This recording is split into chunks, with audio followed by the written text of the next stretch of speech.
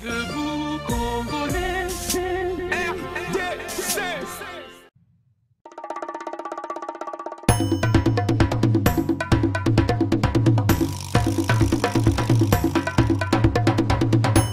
Tepeli kaka biso nyonso tokufa mutu atikala tepo tozomona lokolo ndireleti aya lukuteleki ma miso ezame mobala lelaka te pasi na motema. Réponse akopesa biso ezali kaka yo nde kobongisa mboka oyo po tozomona mboka yango banda élection esalama likambo moko ya malamu eza te.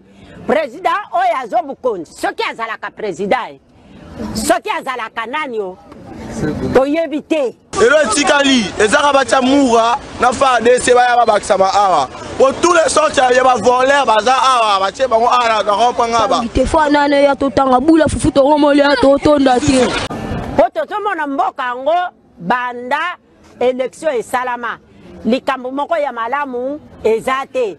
Président oyo azobukonzi. Merci mbote na bino nyonso esika bozali Congolais de tout bord, Congolais de tout genre, bato nyonso balinga République moitié du Congo na tongo ya lelo yo topesi bino mbote.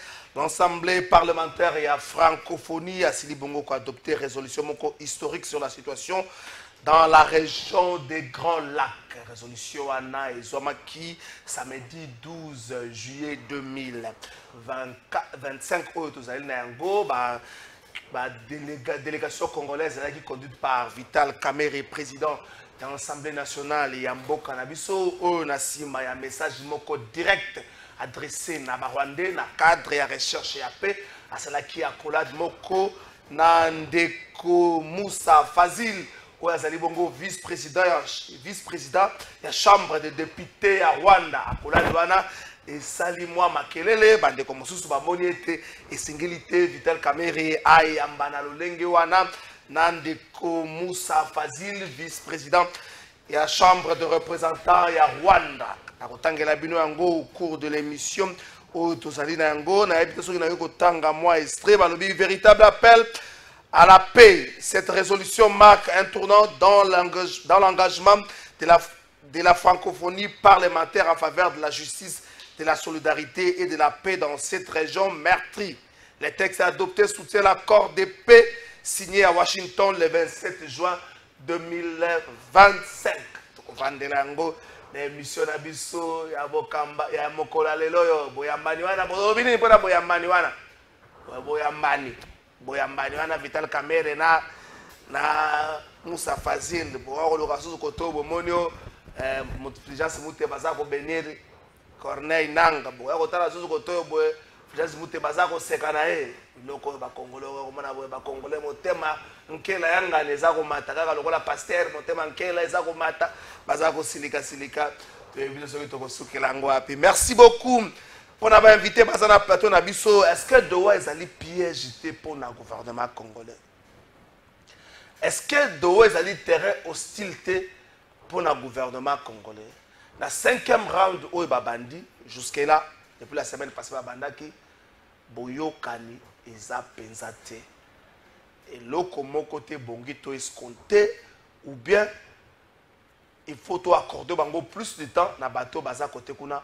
Résolution moko oyo et koya ko pesa makasi na accord de paix où ezalaki signé le 27 juin.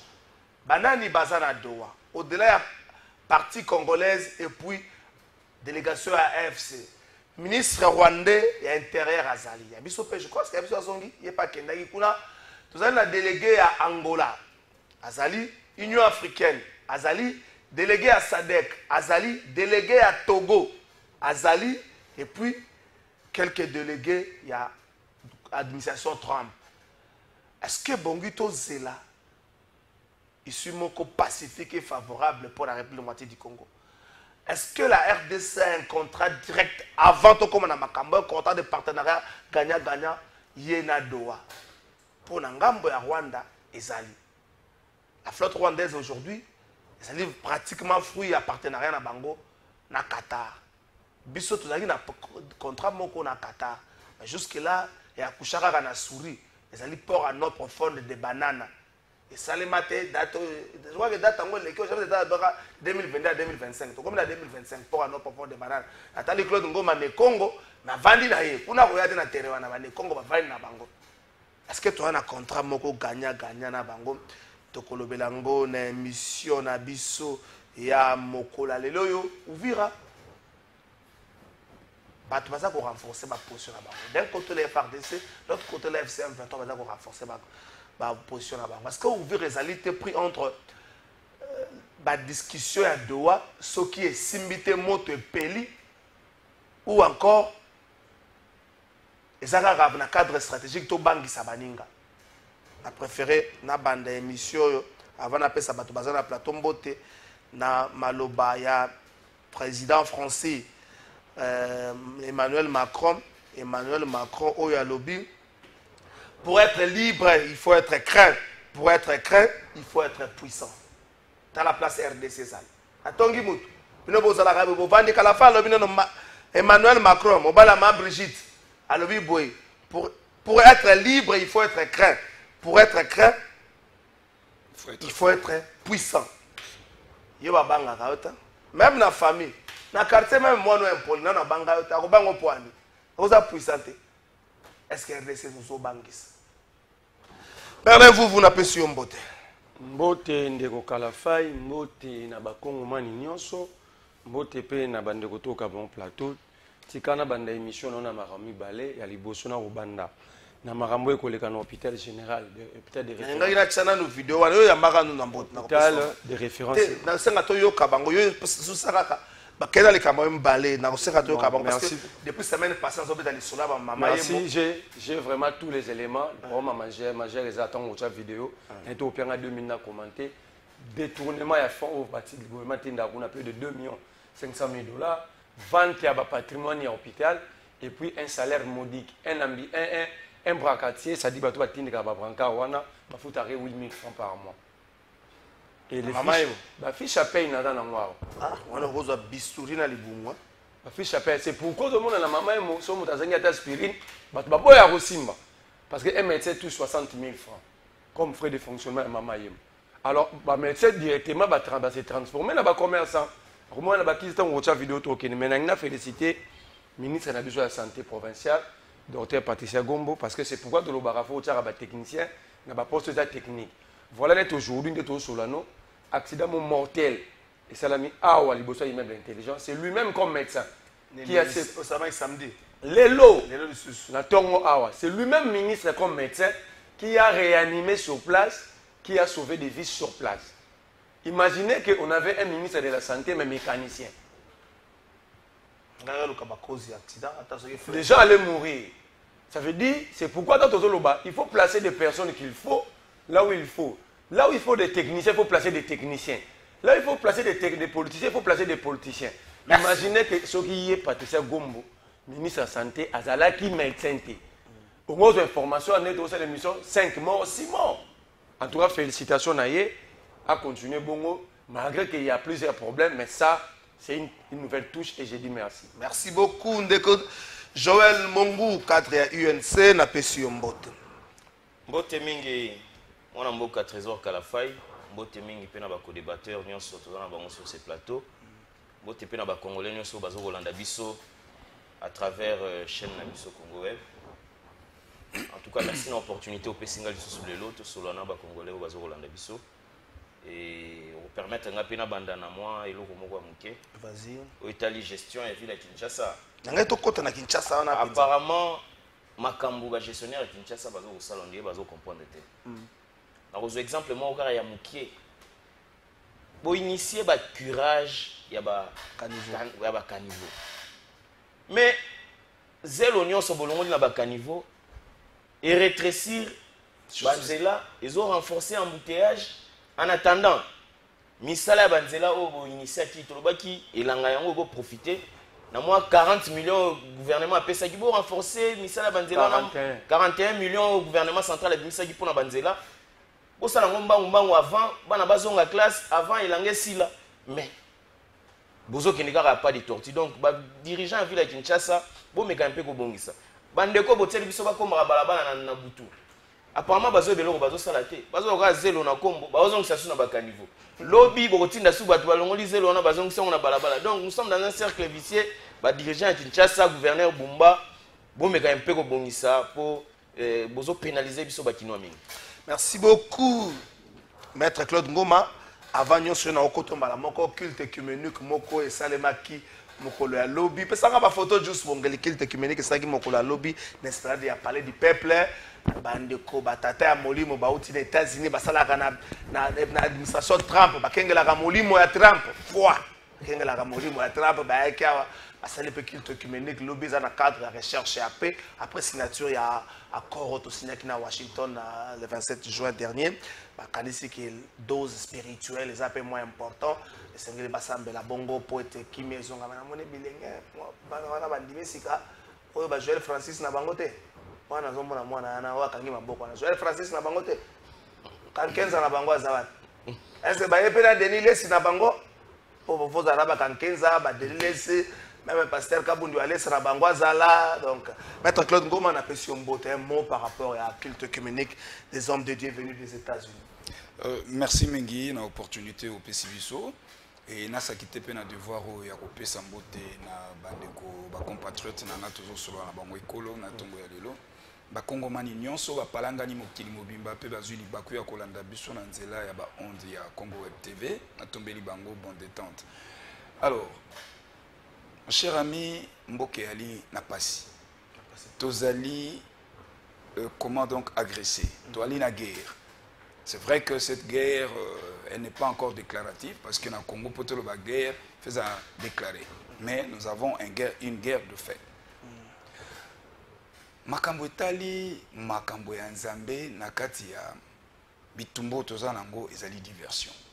Owane ali théâtre. Ah, batubeko bondela, badelesi na bango, bakankenza na bango, ejiba na bango pazalaki. Bitumbe banda ba Philistien na banani, babunda te basambela te. Goliath na David babunda basambela te. Oya gagné. Alors bon même biso ba diversion boy pona. Et au monde na sima nango millions et bimi lisusu. Logement, hébergement, séjour nyonso. Alors mboka ngo to kozwa solution ndenge. Alors tikanga na zope eloko msuna yeno. Mon cher ami, lelo tozaki na phénomène moko kuluna. Oyo e mataki. Lelo Kuluna est commis réduit sensiblement. Donc, oui, Naobi est commis réduit sensiblement. Mais deuxième phénomène est boutin. Braquer. Nazo beta lisolo ya avant-hier. Hier aussi on a braqué quelque part. Na commune ya Matete. Na quartier Baoumou. 8 motos. 8 motos na area 18h. Qu'est-ce que j'ai dit? 4 motos. Na area 18h. Armé jusqu'aux dents, Moumeleli près de 15 minutes, aucune intervention. Ba braqué ba cambiste, ba zumbongo parce que résistance électe ba beti ba balikolo et tolokoti ba douyi. Je me demande le ministre provincial y intérieur à Zawapi. Le ministre provincial monsieur Jekmen national. Ça devient un problème. Braquage est commis donc qui s'assemble quand abiso bano comme aneti Port-au-Prince.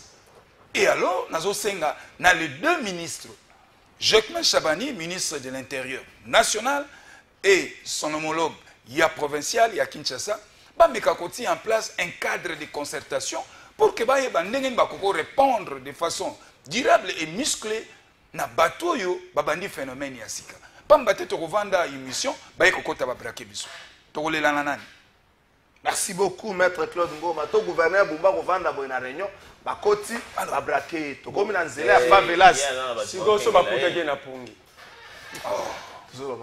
mais la lutte maman bête po gouverneur ba commander na bato bakoko problème il y a petit peuple bazo braquer awa moi je connais un jeune entrepreneur il y a 2 nuits passées alors moi alimentation na ya mukie na pressing ba braquer Hugues Palaba na bonga fula un jeune frère à moi je le connais personnellement ba bouki alimentation nae bakina mbongo bakina biloko babuki pressing nae ba veste ya batu bilam donc mais kolongola no gouverneur te ba paraki na Suisse Mart à quelques mètres ya direction provinciale.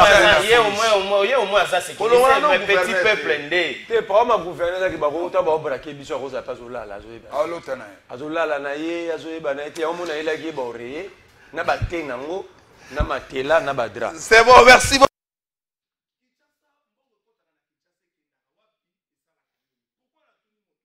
La lobby ministre des Finances a annoncé, moi, je Doudou Fouamba, na compte X, a annoncé ma camboubou. Habile sous l'impulsion du président de la République, Félix Tshilombo Tshisekedi, et puis la coordination de la première ministre, le gouvernement central modernise la voirie de la capitale avec un financement intégral assuré via le ministère des Finances. Plusieurs projets sont en cours. 115 km de routes en béton rigide à Tanguy Avenue, Rufuji, Kalemi, Tombalubaya, Victoire et Tétéri. 27 km d'avenue en complément, Itaga, Libération, Bokassa. 10 km autour du marché central, Zando. Projet d'urgence sur le point critique de la ville. 54 km dans 3 communes populaires. Projet spécifique, Wangata, Isoke, Kikwiti. Projet moderne de financement via Bayer. Le ministre des Finances a rappelé que malgré les contextes sécuritaires extrêmement grave, le gouvernement agit et appelle les autorités provinciales au suivi rigoureux ainsi que la population à protéger ses ouvrages. Tu as 10 secondes ou 5 secondes, tu as comprendre ce gouvernement à la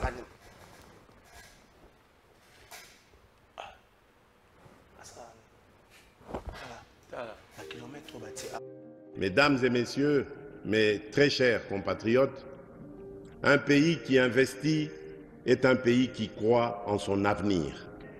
Je tiens à souligner l'importance de nos projets structurants qui, pas à pas, façonnent notre destin.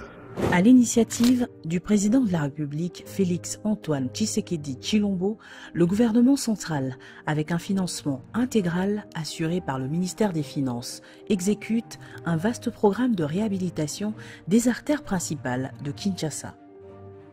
Cette initiative s'inscrit dans le cadre de la politique d'investissement défendue par la première ministre Judith Suminwa Tuluka. Gouvernement central, les lots ont aidé pour ville-province.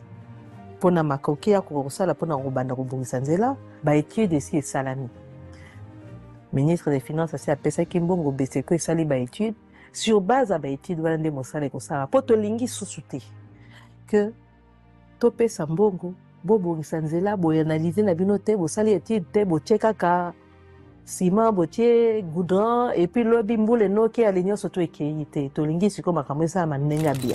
Dans le même cadre, le ministre des Finances, Doudou Fouamba Likundeli Botaï, lors d'une audience dans son cabinet de travail, avait échangé avec le gouverneur de la ville de Kinshasa pour affiner le contour de cette intervention de large portée axée sur l'aménagement des artères principales de la capitale. Tata Mokonzi Mboka Félix Antoine Tshisekedi Tshilombo auti kobwaka mbela na gouvernement na ye oyo ezokambama na mama Judith Tuluka po ete tomona lolenge nini tokoki koapuye ville na biso ya Kinshasa po awa nde siège ya ba-institution. Parmi les projets déjà réalisés, en premier lieu, le projet de 115 km de voirie en béton armé a permis de moderniser des axes essentiels, notamment avenue du Livre.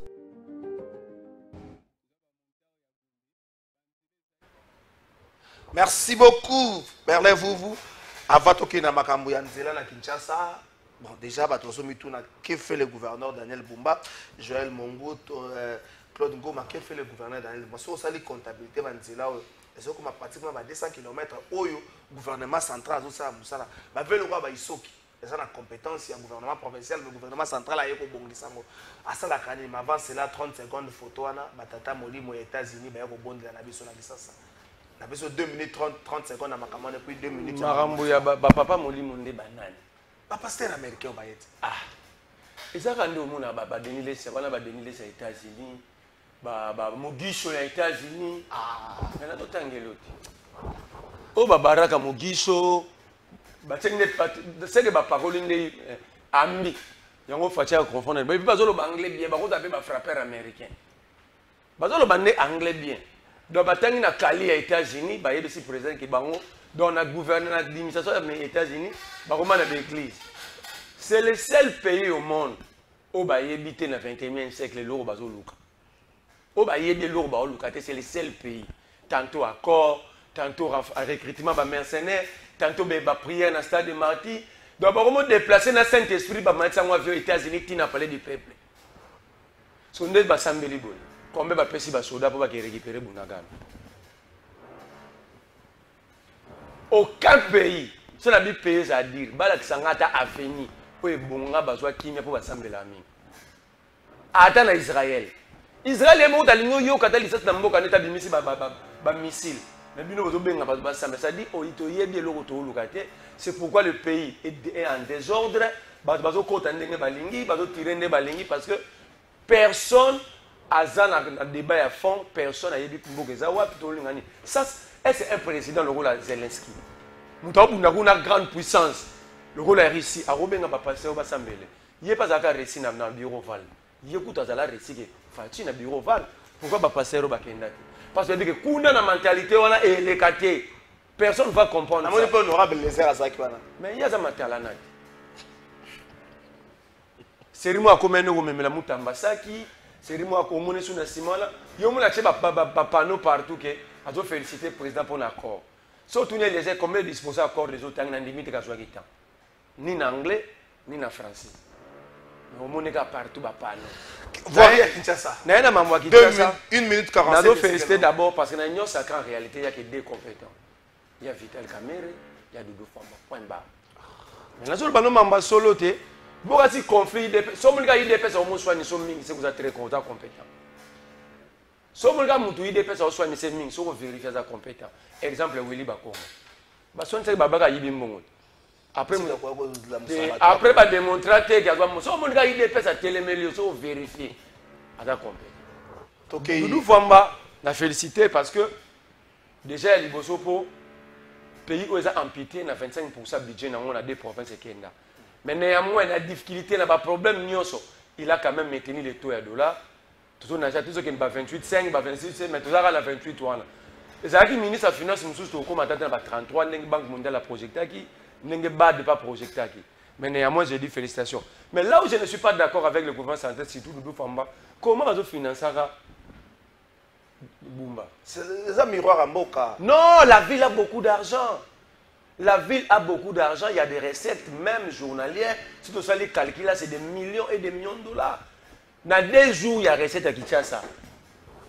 Bumba peut financer les travaux. La Nyons peut monter à quel point au-delà à 200 km. Pourquoi la Lubino bon? Va contacter l'association Gérard Moto. Je prends simplement les motos. C'est plus de 3 millions de motos à Kinshasa. 3 millions de motos à Kinshasa. Une moto paye chaque jour 500 francs. Vous m'avez utilisé la mentalité de Kinois à 500 francs et à Tikarou. Les Kinois n'ont pas pour habitude de calculer 500 francs multipliés par combien? Le Kinois a 500. À mon bleu, 200 francs de Tikarou, la mer à Tikarou, dans le retour en entier. Parce que Kinois a 200. Mais en comptabilité, c'est aussi pas 200 fois 10 fois 10 fois 10 fois 10. C'est un montant, c'est un chiffre. C'est une grosse somme. N'appelle si Bumba net Clémence. Bon, à Rolba, moto monsieur Bimaraté, na moya on va foutre raté, na Boutou, moto monsieur pas na c'est plus de 3 millions. Na 1 million de motos. Quand vous prenez 1 million 500 francs multiplié par 1 million, ça fait 500 millions de francs congolais les jours. Ce qu'on me fout à rappeler bango nyos. Ba fout à kabachana batuna ba terminal. Donc ça dit c'est cadré. Objectif c'est que moteur ba fouta pour leur construire des parkings. Et ça, ouais, pas. Bandal na. La terrestre au parking. Wanangar. Voilà parking. Bandal na 13. Si vous avez le calcul, 1 million de motos multiplié par 500 francs, ça fait 500 millions de francs. C'est là 600. Si on dit 500 millions, au division par 2800 les taux. Et puis ça, 178 millions 571 428 dollars jour. Si on divise on multiplie par 300 jours, dans le monde, 65 jours. Paul Bageba, férié, bani, dans 300 jours. Et on paye ça 53 milliards 571 millions 428 400 dollars. Ça veut dire que ça fait 2 ans et demi que cette somme est dans la poche d'un individu. Or, avec cette somme, je peux même conclure que c'est la plus grande taxe qu'a Kinshasa. Et puis c'est journalièrement. Ça veut dire Bumba, à 170, plus de 178 millions de dollars le jour. Alors, Bumba la mouka qui défend 200 millions de la Banque mondiale. Pendant qu'il a ça chaque jour. On a acheté un moto, maintenant on a des taxis, c'est 1000 francs par taxi. Merci beaucoup. Moi, c'est là quand même qui ça inspiré. Mais tu dois espérer un gouvernement central. Mais pourquoi on doit le financer pendant qu'il a des recettes énormes? Merci beaucoup. Soit tu vas auditer les recettes, parce que même les députés, les frais de fonctionnement de l'Assemblée provinciale posent problème. Les agents de la ville ne sont pas payés. Alors où va l'argent? Merci beaucoup, Ndeko Joël Mongou. Bumba, l'enfant gâté de la République, le gouverneur très aimé du gouvernement central. Il est au moins à Misolo. Si on a tenu gouverneur, il y a Kouilou. Ce qui passe aux aboyés. Ça m'a passé à Maïndombe, Koswana, à Bokobebana. Ce qui est le gouverneur, Moussou Zate. Mais au moins, Bumba, Mbongo, Sokota. Tu espérais quand même voir et Kobonga. Moussou Bazomituna, Basala Kanina, Mbongo, Kota Kanaville. Ok. Merci beaucoup. Oripo commenter photo à Bassan Lanzamba États-Unis. Oui, oui. 2030. Na Italie, le Sambo, na Magambo Italie Kimia. Na Rukene na moi logique mo tenande ko Merlin parce que la nation congolaise est une nation mo ezali éminemment spirituelle et en majorité chrétienne. Et le col là chrétien en majorité dans na Congo, tondi marake l'homme à lui seul ne peut pas bâtir une nation. Même Bible c'est lui qui bâtit seul, sans Dieu, alors ça est l'autre. Mais cela n'exclut pas les côtés répressifs, les côtés militaires où il faut sur terrain pour vaincre les ennemis. Donc,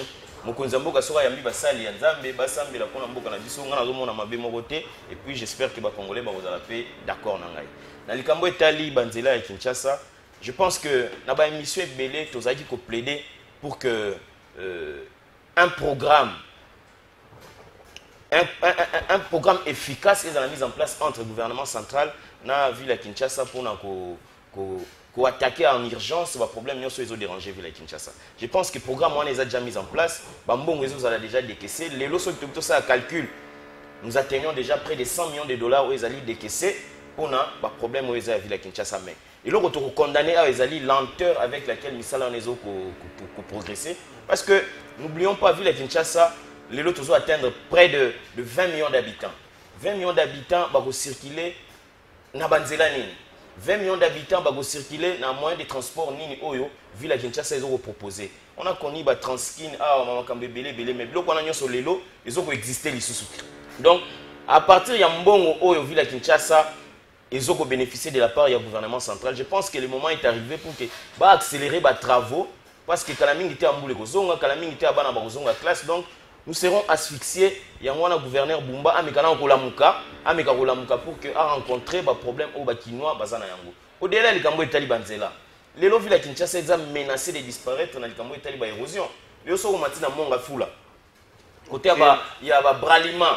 Sur il y a une tête d'érosion. Côté Inikin. Côté Inikin. Ok, na Tchangu, na Bakimbanse, la ville de Kinshasa est menacée par des têtes d'érosion. Oh, ceux qui t'ont dit, tous attaqués dans les lotés, demain nous n'aurons que nos yeux pour pleurer. Donc, vu la Kinshasa, bon, mais quand même, pour la Mouka, déjà, le gouvernement central a zéro poids. Et au-delà, il y a des recettes, on a vu la Kinshasa. Je pense que la ville de Kinshasa a suffisamment de moyens pour répondre à nos problèmes au Bissau Tozanango. Mais le coup des autres salamatés, je pense que émission et vous allez interpellation pour les dirigeants de la ville de Kinshasa. Mais quand même, pour la Mouka, na pongi, les autres, mais là, la Mouka pour que Kinois va se sentir bien en Mouka na bango. Le lot au vivre le Cambou, il y a un contrat sportif au ministère, il y a sport, Azo qu'on proposait, Azo qu'on signé, Azo proposé, pour Azo signer déjà, Barcelone, Monaco, des millions de dollars. Mais Batouana Bozo Benga pour visiter RDC. Tu as visiter RDC, cœur de l'Afrique. Cœur de l'Afrique. Bateau, vous dites, Bozo Benga pour visiter RDC. Embouteillage. C'est ça partout. Non, il y a bus. Est-ce que vous avez dit que nous avons un à l'aéroport? Awa. Nous avons un vol à 2 heures. Nous avons un commis stade de martyr. Vous comprenez? Donc, visite RDC. Ils ont visité RDC au cœur de l'Afrique. Mais ça peut quelque part manque d'inspiration. Est-ce que le Rwanda, à ça qui visite Rwanda, Bissopé photo ça la RDC cœur d'Afrique, toi qui n'est pas dans le même secteur, il y a une équipe de football, et ça manque d'inspiration de la part du gouvernement congolais. Donc, ndeko Didier Boudimbu lelo oyo sport ya Kinshasa ça les raccordements frauduleux non même problème autour de moi hein lelo oyo sport ya Kinshasa biso toyeba yike biso bana veya tokoya wana fibo bakoya imana bakoya sport ya Kinshasa lelo za kokufa est-ce que yoka susu nzembo fibo bete na Kinshasa tout le monde en a 20 mais pourtant muku na sali renaissance ba congolais bazoya tono mbongo etondi mais le sport est à partir sport est à kokufa au lieu de relancer sport en interne nous préférons pour qu'il enrichir le club et les étrangers. Merci beaucoup. Donc, le problème est belé, arrêtons de dilapider de l'argent dans le projet Oyo et on met dans vécu quotidien il y a peuple congolais. Merci beaucoup. Mbotepe Nabino, Tozola Nabino, s'il vous plaît, David Assambelaka à haute voix. David Assambelaka à haute voix. Mais V David, pas un exemple. Mais Jéricho Pekoya en a prière. Tolandaka V David, V David, c'est seulement la famille. V David, à moment, il rit, voilà, moi aussi. V Wana Daka, V David, mais.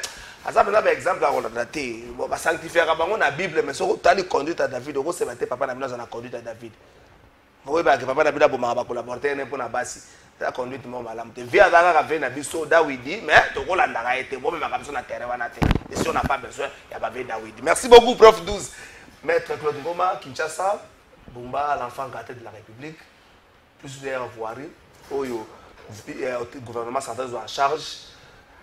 Il faut toujours avoir un angle qui est un miroir pe capital ya mboka esengeli ezala bien pour que toko ya pe na terrain moko malamu ndeko na ngai Kinshasa biso nyonso ba congolais esengeli tozala sérieux kobana na président de la république tina mwana mai biso nyonso esengeli tozala sérieux parce que c'est inconcevable des millions de dollars ezobima ezosala eloko moko mbongo ezobima ezokende nzela ezali te oreille ezali te infrastructure ezali te ou soit toza inconscient en cravate la charge de l'état notre responsabilité ba voyageaka biso na minoto voyageaka mais soko komi na bamboka miso bandeko na biso bayindo sérieux ezali mais mpona nini pa na biso oyo mboka ezondre baloka biso kobanda na présidence tina mwana mai ondre biso nyonso toani babe oh. Mais je vous dis, rien de bon. Où est l'infrastructure? Tobeta Masolot, où est l'infrastructure? Où est rail? Monsolezo Bima, plus de 100 millions de dollars. Et bimi, où est route Kabinda? Kabinda zo monango. Kasavu bozo monango. Kende entre Victoire. Na Wenze na Pascal nzele koti eketi Wenza Ferbois oketi kobima nango kuna na baterrance yo mbanza nzele zate oyo bazo sela biso ezaka na coin moko et ce hôtel la plupart des marchés de comment donc des routes et seulement quand na ba commune avoisinante il y a Bumba c'est tout ailleurs nzele zate je vous dis. Et autres obéta lisolo to ana kisasa boni na kati ya mboka. Ces gouverneurs se comportent peut-être rôle assez mieux que Yabiso na Kinshasa. Mais non, même na kati kuna nzele zalité. Contexte tokoti en place un projet ya interconnexion ya ba province na biso. Que nos provinces soient même connectées. Likolo ba millions nyonso ezokende oyo. Bidimbu plus de 40 millions de dollars à Kebwaka na AS Monaco. Monaco c'est pas Monaco c'est 5 millions. Plus de 40 millions, j'allais dire. La ministre, c'est 5 km de route. Oui, la ministre, il y a tourisme. Oazo Kendo Tiga, na AC Milan. Vous trouvez ça normal? Est-ce que bon on est sécurité et tout ça tabac Congo na Bandundu? Ata Bandundu na Kasai. Comme Zela na c'est ça. Mon cher ami, j'en appelle à la prise de conscience. Il y a bisoba politique. Sinon, yo lati kitoko costume cravate mutuka kitoko menda kuno ya salité. Ba ko peso respecter. Ba ko peso respecter. Tu es ministre, OK ailleurs ba ko peso lokumume. L'air bato wana ba ko ya visite Kinshasa, ba kangami na embouteillage. Les américains na ba yaki lo sam. Alors, bazwa kiango. Ba ko biso nous devons restaurer notre dignité en tant que Congolais en faisant bien les choses. C'est une analyse autocritique. Comme dans la présidence de la République, tina mwana mai. Et Sengeli to restaurer dignité na biso en tant que Congolais, tout se poser en Afrique, na sous-région, dans la sous-région. Parce que, Nazongi wana na oshite na ngai. Monsieur Mbokoso, ancien ministre, il y a transport de la ville de Kinshasa. Comment député provincial? 45 millions de dollars à Kenanango, il y a taxe moto.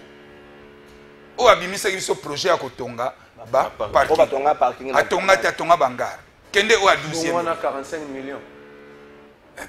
45 millions, Nazan a TV na. Ba inquiété été, hein. Ba inquiété été. Ngobila accueilli Abradé. Taxe autobenga ya consommation. Bumba Pongele qui est incapable de dénoncer. Oh. Mais oui. Allez, nous avons travaillé pour carrer. Mais c'est quoi d'autres taxe à monnaie? Gouvernement central nous TZPC. Et quand le gouvernement central a zopé Sambongwane, belé bongo la ville à Kinshasa. Mais pourquoi 2 poids 2 mesures? Et les provinces, Madame ministre, Monsieur le ministre de la Finance, n'a pas province aux opé ça combien? Parce que rétrocession qu'elle a assisté. T'es rétrocession mais les ali. Et ça m'a casse. Ah, t'es ali. Alors terre de combien? On a vérifié parce qu'on s'est retrouvé que le président avait promis la Congo central avec le côté. Tant qu'on a continué à 4 ministères, on a mis les rétrocession, ça fait déjà 6 mois. Depuis que tu as 6 mois. Donc depuis janvier, la rétrocession. Ils ont respecté le pourcentage. Bon, le pourcentage n'a été pas l'organisation provinciale. Mais ce qui est si, l'information, la rétrocession. Province Angano a commencé à rétrocession pour les Calora. On a plus d'informations. La 3e province au Bazo Mongébé. Bon, ce Bazo, bravo, parce que Bissot a dénoncé. Tant que Babandi effectivité, nous ne pouvons que saluer et soutenir. Mais je demande à ce que tu changes comportement dans Bissot Nyonso. Surtout nous, l'élite politique. Tu changes comportement, tu as la série envers nous-mêmes. Ça ne sert à rien à reçoit dans le sommet de l'État. Tout ça, la merci beaucoup, Maître Claude Ngomba, Merlin Vouvou et puis Joël Mongou. Ah, Vital Kamel. Moussa Fazilo, vice-président de l'Assemblée, il y a la Chambre de représentants, Chambre de députés rwandais. Si on a fait si Merlin Vouvou, on a besoin de se mouter. Il y a un bête. Mais il y a un bête. Dans nos photos. Ciao, Merlin Bayambani. Moi, je ne sais pas. Merlin Bayambani. Azawayambana, Lowana, Bacheva Yambani, Merlin Vouvou. L'Assemblée parlementaire et à francophonie est salué. Accord de paix aux aguis signé le 27 juin dernier. Et puis Bango Mokopé va s'inscrire dans la logique ya Koluka. Kotia équipe moko en place pour la suivi dans les Cambritali, ba pays na biso mibale biso RDC na Rwanda. Résolution ezala Kibongo voté mokolo ya samedi 12 juillet. Est-ce que au moins que to komi ko soutien ba komi ko tia biso na Rwanda pression pour que enfin tu ramener paix dans sous région.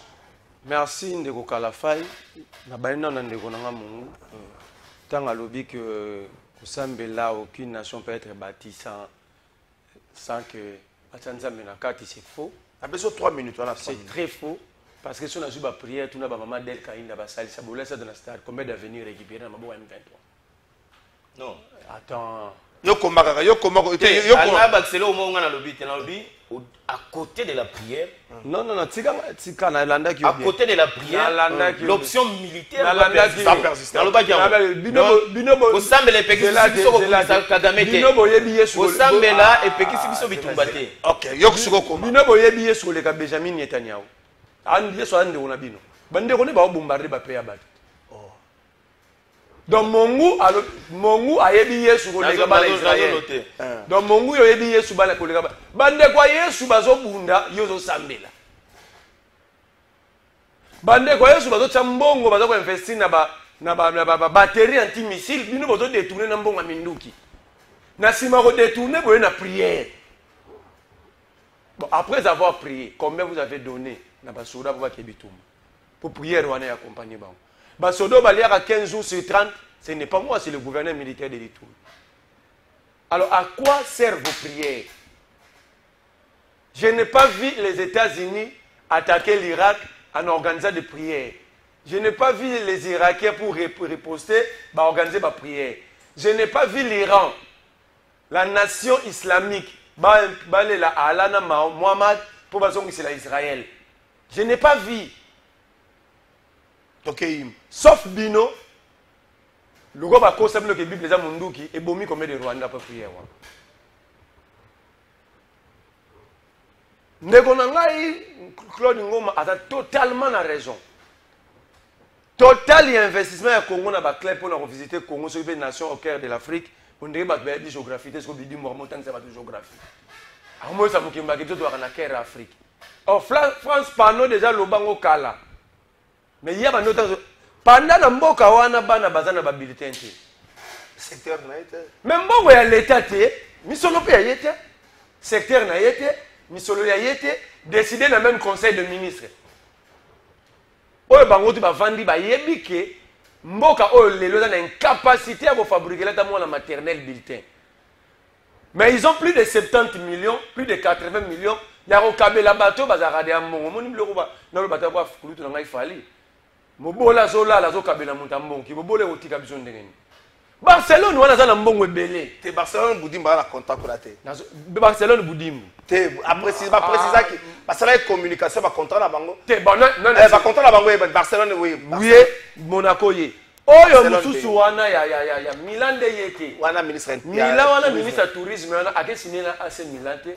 Ake ko signé na fondation Milan c'est où ils a géré na famille Silvio Berlusconi. Donc ça n'a rien à voir na Milan. Milan ko chango to ko chati. Et puis Milan on a un stade qui bando l'ex publicité moi. Pour sentir on a un stade de Marty inter de Milan Betarawana, tala ce qu'on va continuer na ko la même formation va que ba yebi en côté. Mais le plus grand problème, c'est un gouvernement où il y a des Congolais, il y a 120 000 passeports. Tout le monde a un gouvernement où il y a incapacité au sein de la bande bulletin. Ça s'appelle inconscience au sommet de la République. C'est la combo bien en côté. Une minute. Mais il y a un so bayambani. Est-ce que Rwanda a un problème? Kasi assemblée parlementaire ministre rwandais pour na mona dia do finga. Ministre rwandais kamera bayambani. Mais tu sais que dina kaikwa ba IDPS ba signé un accord au plan nulle part ba dit que Rwanda a agressé. L'accord est là.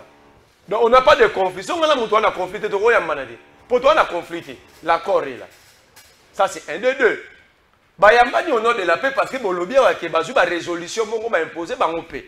Ça veut dire so boyo kanisi bato si na liboso bato basara nini.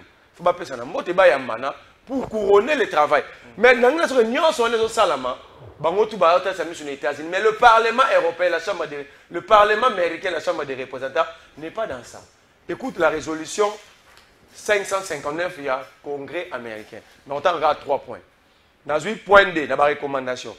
La Chambre des représentants reconnaît l'utilité d'un dialogue national, inclusif, dirigé et facilité par la CENCO et l'ECC, impliquant tous les acteurs de la société civile, les confessions religieuses, les partis politiques et les groupes armés, pour promouvoir la cohésion sociale, l'unité nationale et le principe de bonne gouvernance. Naïna point 4, demande la cessation de tout soutien étatique aux groupes armés non étatiques et le respect de la Constitution de la RDC, de principes démocratiques, des droits humains, ainsi que la fin de poursuites arbitraires, détention et refus des documents officiels, donc, comme passeport, à l'égard des opposants et politiques et citoyens. Cela veut dire quoi? 10 secondes. Appelle le gouvernement de la RDC à lutter contre la corruption systémique, c'est-à-dire la corruption érigée en mode de gouvernance, à mettre en œuvre une gouvernance transparente et responsable. On vous demande d'abord d'être des responsables. Ça, c'est la résolution du Congrès américain, la résolution 559. Ça veut dire que le monde sait qu'ici, on ne respecte pas les droits de l'homme. Le monde sait que vos privats documents officiels. Le monde sait qu'il y a une gouvernance irresponsable au sommet de l'État. Alors, tout ce que vous faites, on est sur le Parlement, on va appuyer le processus à Washington. Mais le Américain, merci beaucoup, Merlin Vouvou, de Joël Mongou, Assemblée parlementaire et francophonie, va décider de créer un groupe restreint de suivi parlementaire chargé de maintenir les dialogues entre les institutions législatives des deux pays, de formuler des recommandations concrètes et d'accompagner la mise en œuvre des engagements de paix. Au moins, avancer moko ezaliwana, avancer moko significative pour na luka kovana sabiso ne sika moko mais vous vous expliquer raison pour laquelle Vital Kamerhe na Moussa Fazil Bayambani toujours que le monde aujourd'hui nous soutient dans le sens de ramener paix. Moi, Namboka Kalafai, on a voulu mettre un dossier à Losambo, Bitumba. C'est que moi je reconnais, Merlin Foufouezali, que la nation congolaise, nous sommes une nation croyante. Plus que l'Israël. Moi, je ne suis pas dans la comparaison en athée. Même les islamistes, qui ont cité, Bitumba, Hala, Kuba, parce que Bitumba, tout en gardant la foi dans la divinité au Bango, donc, vous ne pouvez pas interdire au peuple congolais de s'embêter parce que toi en Bitumba. Et la prière n'exclut pas Makofi. La prière n'exclut pas que tout Bunissa, bateau, bazoko agresser biso. Donc, parenthèse, on a tout gagné. Dans les Cambo, Italie, assemblée. Non, on a dit que l'assemblée parlementaire francophonie. RDC, phototique à hypocrisie, Hermoko. Le lot, toujours célébrer accord entre RDC et Rwanda sous la médiation des États-Unis. Ce qui est zoni moi moké si en 2022 ngai na zoki chance ya accompagner président Vital Kamerhe na tournée à Mani tant on a bitumbezana na Bunagana tout ça a déjà proposition que au-delà de bitumba to fungola pe brèche ya lisolo mais bato nyoso bazo kumisa accord lelo ils ont traité Kamerhe de très mais lelo bango ba komi peta bato ba boya qui proposition Kamerhe na 2022 lelo na 2025 3 ans en retard. Le papa est accord, le protecteur est accord. Et je pense que le 30 juin, tant que le président Vital Kamerhe a dit message dans la nation, dans le paragraphe 2, il accord auto-signé dans Washington, ils allaient un jalon pour la construction de la paix. Ils allaient une première étape. Ça veut dire étape nous sous ce que notamment Doha, notamment le processus en Afrique. Jette le jalon du retour d'une paix durable. Oui, Vital Kamerhe a considéré qu'il accord une première étape, une première phase où il vers le processus notamment où ils allaient à Doha. Et puis dans le Congo, il faut que la polémique est zangatina. Ça la paix kaka na ennemi. Les autres signé na Rwanda. Ce qu'on paie en ça na banane. Contexte ya koyambana ya Vital Kamerhe na premier vice-président ya chambre ya vice-président ka président donc ezali après avoir fait un travail diplomatique parce que 50e sommet ya APF wana ya assemblée parlementaire ya APF parmi ba résolution ezali francophonie mobimba bandimi ko soutenir processus de paix au ebandi na Washington. Ça veut dire bazo reconnaître que la RDC a été agressée par les Rwandais. Et différence, il y a accord au Washington. Na oyo cinéma qui n'a pas 2009, 2008, 2009, mais qui même Vital Kamerhe à la démission. Différence na oyo que accord au lelo, ils ont senga, ba militaire rwandais va se retirer. Processus ya lelo que to terre les armes, to kitsamandoki soutien étatique au Rwanda zaïko pesa. Soutien justement soutien étatique. Soutien étatique au Merlin vous voyez qu'on évoquer awa. État wezani. C'est l'état rwandais. Le lo ils ont reconnu noir sur blanc partout que AFC 1-23 Rwanda Kabila zelo moko. Donc le soutien étatique oyo résolution de Guazo Brandir a ezali que Rwanda a dit qu'on va soutenir M23. C'est ça. Donc, le processus, on les a continué. Et aujourd'hui, le travail, au lieu de tellement la polémique, Kamerhe, Manina, tel. Est-ce que Kokoyamana est le résolution au APF Azui? Donc, il y a un travail diplomatique qui a été fait. On a ramené tous les pays francophones à travers 50e session l'Assemblée parlementaire. Il y a pour adhérer dans le déjà le président Félix Abanda qui accord est à Washington. Donc, tout ce qui est polémique, on a inutile. Et anéantir le résultat diplomatique au Assemblée nationale de Bisso, le Sénat va obtenir la France. Merci beaucoup. Le travail a été bien fait. Merci beaucoup, Claude Ngoma. Je peux minute Naomi Balenandambo et puis. Est-ce que Doha est allé piège pour la RDC?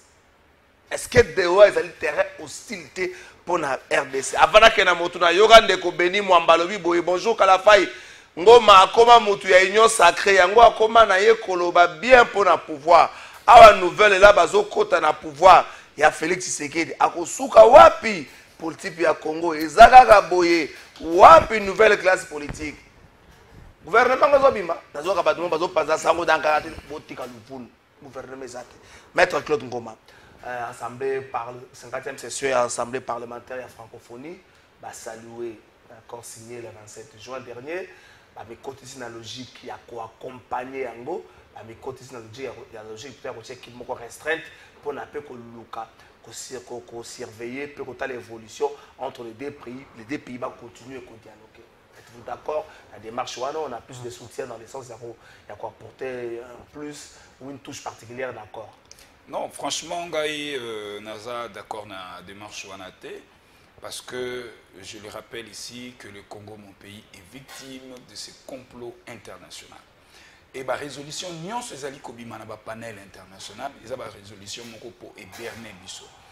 En mon humble avis, seule résolution que moi je soutiens et je demande au peuple congolais de soutenir, c'est la résolution 2773, qui pointe du doigt au Rwanda et qui vous demande le retrait immédiat des troupes rwandaises sur le sol congolais.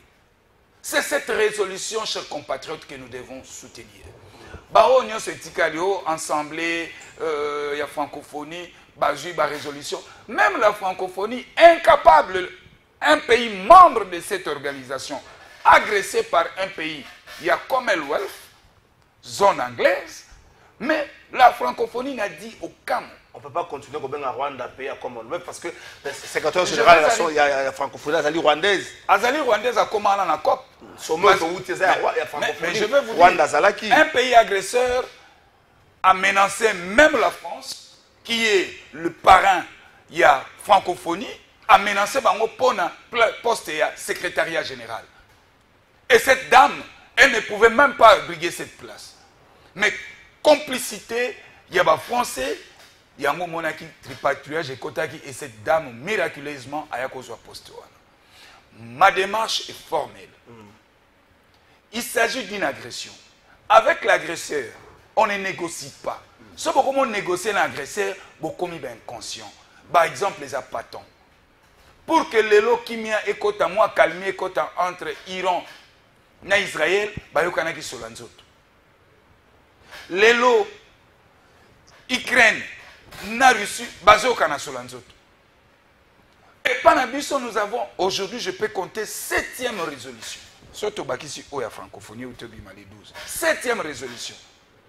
En lieu et place, le gouvernement, notre gouvernement, de mettre en place une très bonne diplomatie pour faire appliquer cette résolution 2773 qui souffre encore d'application. Mais les résolutions des Nations Unies souffrent presque partout dans le monde. Mais non, ici, il s'agit... Pourquoi ils ont les catés? Je vais informer à mes compatriotes. Sur les 5 pays où ils ont détenu le droit de veto, il n'y a que 2 pays où ils ont appliqué. Il y a 3 pays baboui. La Chine, Russie, na pays Moussoussounen. Baboui. Alors, nous maintenant, qu'est-ce que nous devons faire? Il faut activer les batteries, il faut mettre les machines à fond. Il faut convaincre les 3 pays. Il faut convaincre. De ces ans à niveau, tu as posé une bonne question. Doha. Mais Doha, tu connais quoi? On a vu. Doha. Est-ce que Doha est un piège pour le gouvernement congolais? Est-ce que Doha est un terrain hostile pour le gouvernement congolais? Bato ba pesi crédibilité na Doha, ils ont dit accord oyo toti ko signé. Accord de paix oyo. Et légitimer démarche à Doha. Na ndenge ni. Kune komi affaire à ba congolais congolo. Entre biso na biso mais awa biso to ndi ke ba M23 ba congolais. Oh, nanga za congolais. Nanga za congolais mais M23 ba congolais. Ba wilingo ma bango nyos ce sont des Rwandais. Ba bisimo bango nyos. Mais na accord oyo ba cité bango te. Awa ba beti li solo biso na Rwanda. Ni le Rwanda comme agresseur. Ni le Rwanda comme agresseur. Donc, cet accord ici, tu as signé, je vous dis que c'est un accord qui vient de nous mettre à genoux. Merci. Pourquoi? C'est ça. Thèse et alibosso et agression, cet accord a balayé Yango. Cet accord vient de violer la résolution 2773 à vider en mon assistance où ils étaient agression.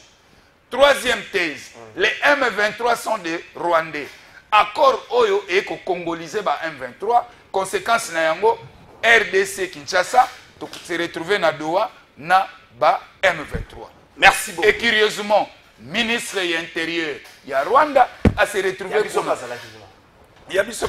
Qu'est-ce qui peut justifier la présence du ministre de l'Intérieur rwandais? Mais qu'est-ce qui justifie la présence de l'Intérieur du ministre?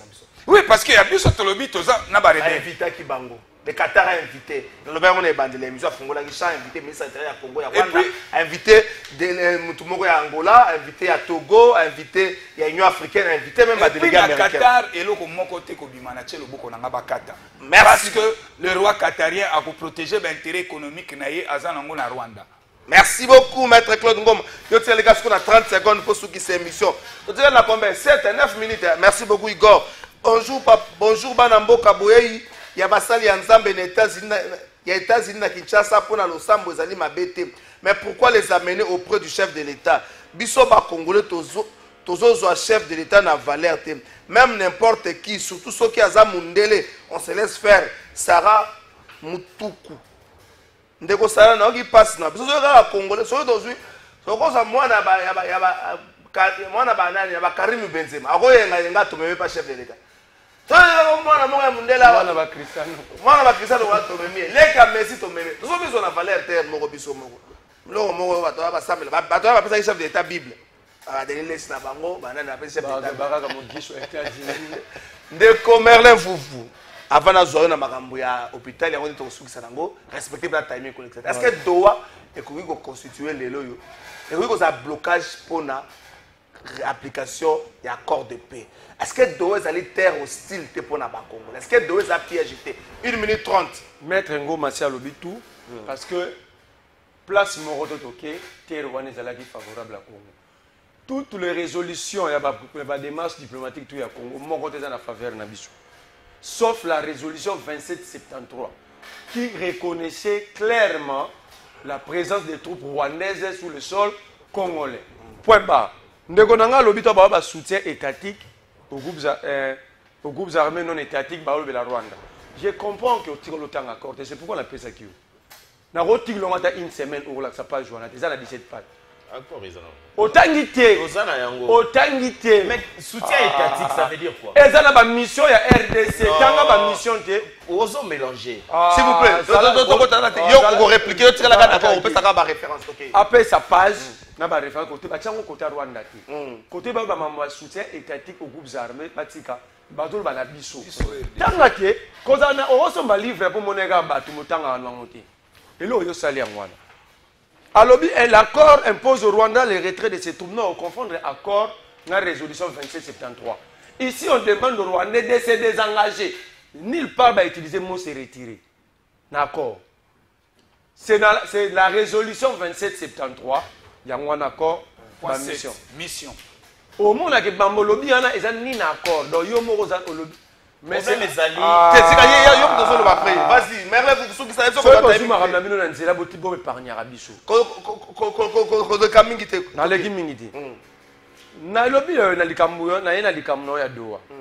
Doha ne va pas sortir du cadre placé par Washington. Parce que le Qatar est sous protection américaine. Et c'est les États-Unis qui font pression à l'ennemi, donc Donald Trump, pour qu'à conclure accord rapidement et permettre à Benga Kagame, maintenant tu sais qu'il va ratifier l'accord. Trump veut que ça soit vite fait. Donc il n'y aura rien. Et là, il y aura la ligne encore. Alors que l'accord n'a rien de favorable à la République démocratique du Congo. C'est vraiment un accord qui externalise notre souveraineté. Merci beaucoup, Merlin. Bonjour, Ndeko Kalafa. S'il vous plaît, pourriez-vous flasher par rapport à la paye complémentaire des médecins car la grève a débuté ce matin? Docteur Blaise, les médecins vont vendre grève. Tolingana. Grève à médecin. Est-ce que grève à chauffeur? Les chauffeurs ne vont pas makolo komi. Voiture na mo ko tambo nango grève à médecin bisoulé ko tika lona libu. Toyokana, tout s'activer na côté kuna. Ndeko Joël Mongu, est-ce que Doha est allé piéger pour le gouvernement congolais? Merci de Kalafay. Je pense que il faut tous se mettre d'accord sur une chose. Sur la crise congolaise, apparemment le processus ils ont paraître net ils ébélé ils ont convergé puis finalité za moko ezali bitumba et sila retour de là et aujourd'hui ndeko auti koloba ke ba résolution aujourd'hui en plein 21e siècle le monde est un système tu peux vivre en vase cloté toutes ces résolutions prouvent à suffisance que l'humanité entière bamboka nyonso ya mokili baza sensibiliser sur la crise où ils ont sévir awa na Congo. Donc, la résolution des avions va saluer parce que finalité est ils ont établi la responsabilité à la résolution. Attends, ça prouve à suffisance que mes a alerté que na RDC il y a un problème. Ce qui n'a pas été fait na Mikolo Leki. Donc, c'est une avancée, c'est un avantage pour la bisoba congolais. Que mokili mombe baké Congo, ils ont un problème. Rwanda, Azobundisa, RDC. Déjà, le fait que Moukile Bango, c'est quelque chose déjà d'avantageux pour la mission. Si on a un petit peu il y a des engagements de Kwazo Goloba. Des engagements, retrait. Ce sont des mots synonymes. Oloba qui n'a tiqué la guillotine. Oloba qui a wa n'a tiqué la guillotine. Des engagements. Ce que balobi o se désengagé na likambo. Ils disent oloba que bima na likambo wana. Ce que balobi que o se retiré na likambo, ça veut dire bima na likambo wana. Donc baloba désengagement. Baloba retrait. Finalité za moko RDC, il faut bima na Rwanda, il faut bima na RDC. Et je pense que c'est la finalité poursuivie dans le processus. Il y a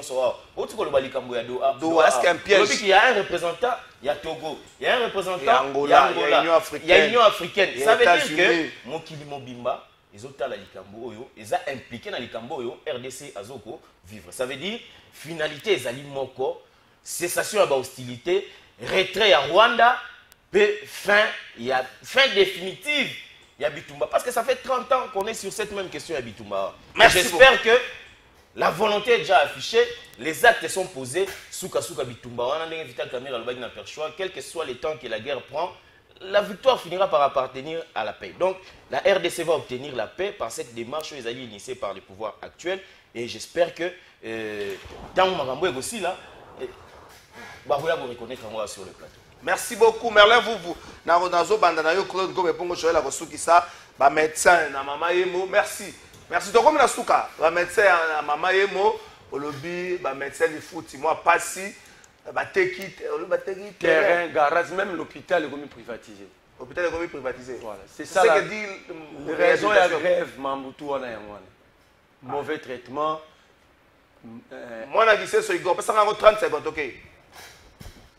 Tous les syndicats pour examiner la situation chaotique syndicale du Centre hospitalier universitaire Renaissance, ex-Mama Yemo.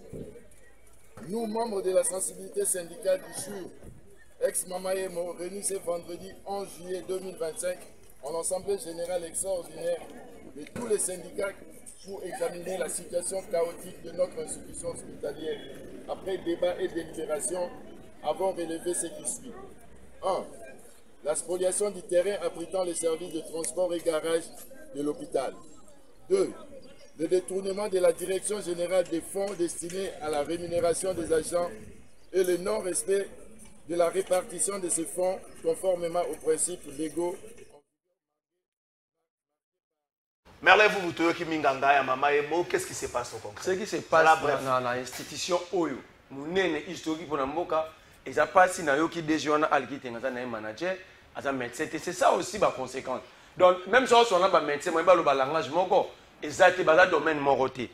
1. Pour moi, il y a un salaire modique. Oh, imaginez que ma fiche paye na ngwawa. Comme il y a moto na autant raté, mais salaire na yé, ils ont 71 000 francs congolais. C'est un médecin. Naza na fiche mususu awa, où il y a bateau batindi karaba, brakati, bapope ngoma bongwa. Brancati. Bafuta 9 000 francs congolais. Entre-temps, au moment où maman est privatisée, elle est alkitenge. A teki garage à maman est au na ngambwana, a teki na terrain. Intérêt à ngambwana. Mais eza maman est mot. A Rosedan. Donc et l'hôpital c'est là ba mettre la vidéo ba lobby, l'hôpital au bâtiment c'est ka batongi Al-Kitenge a privatisé le Rwanda. Alors, raison pour laquelle bah monsieur monde bah qui grève les lots, bah promettre d'ailleurs lobby pour ça la sitting ko bana mama emo ti oya pas président. Toi ça va policier maramba robeta gaz ezaki. Bah tout ça bah qui grève pour éviter combien de personnes bah recouffa. Alors tout le monde est censé de les soutenir parce que nos vies ils ont dépendre. S'il faut faire partie Al-Kitenge pour sauver le meuble, imaginez bateau bah intensif les lots. Bateau bah dans urgence les lots. Merci. Est-ce que Al-Kitenge place avant le ministre Kamba de santé, président de la République, collège à président de la santé, est-ce que vous avez un normal? Combien de morts nous allons compter aujourd'hui? Merci beaucoup. Claude Goma, 30 secondes. Soukissa, Joël Mongo, 30 secondes. Soukissa. Okay. Bon, ndeko Joël Nakoyebisayo que désengagement est nini. Quand les forces bazo se désengagent, soit il y a un soutien logistique à distance. On parle de désengagement. On veut parler de désengagement soit en cas de trêve. Mais ici, même dans le cas de tampon. Même dans le cas de réglementation militaire. Mais ici, il s'agit bel et bien, il y a présence, il y a ma troupe rwandaise sur le sol congolais. On ne peut pas parler du désengagement, on doit parler du retrait. Raison pour laquelle le gouvernement, notre gouvernement de la RDC, avait demandé le retrait des troupes rwandaises. Merci. Pourquoi cet désengagement? Voilà. Les Anglais vont continuer à soutenir le Rwanda. Nous, nous sommes perdants. Dans la résolution, accord théotique signé dans point 7, mission. Au moment où merci